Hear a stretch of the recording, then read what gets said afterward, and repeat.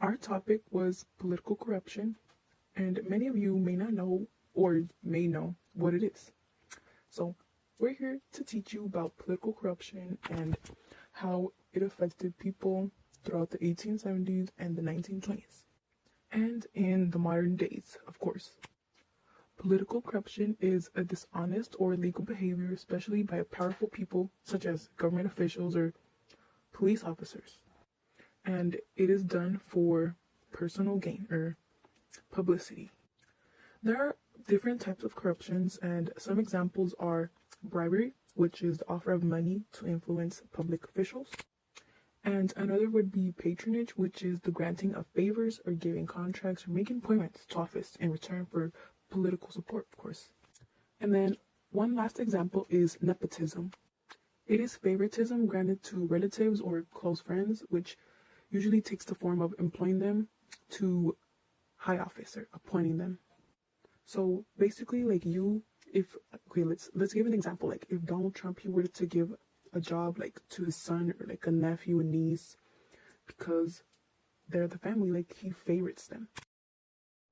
Back then, some issues of political corruptions were special interest groups. Local and state levels of government were controlled by these groups. For example, bribery and greed were common. Big businesses had a lot of control over the government through the money and one that the government benefited from it. But now, special interest groups still do exist, but they're fitted to influence the public to vote a certain way rather than the government being under its control. These groups are made up of lobbying groups or organizations. In today's era, they include the Planned Parenthood conspiracy, the Hillary Clinton email scandal, or lobbyist influence over government officials, which is the influencing of laws that are passed. Back then, politicians would take bribes. They took money in return for a boost or contribution to their campaign. And now politicians are still taking bribes today for access. For example, former Governor Rod Blagojevich was convicted of corruption charges in his attempt to sell his U.S. Senate seat previously held by Barack Obama. Americans left rural areas or their homes to find new homes in factories in American cities. As a result of this, large corporations spread across America. New schools and universities were established to educate growing workforces, but the working conditions were harsh and dangerous. Americans, minority, and immigrants were affected the most. They faced deep prejudice, segregation, and violence. As people became more educated, newspapers and publishing industries boomed. Progressive writers wrote stories that revealed the hardships faced by many people living in America's cities. Journalists used articles and cartoons to expose the corruption of city bosses and business leaders.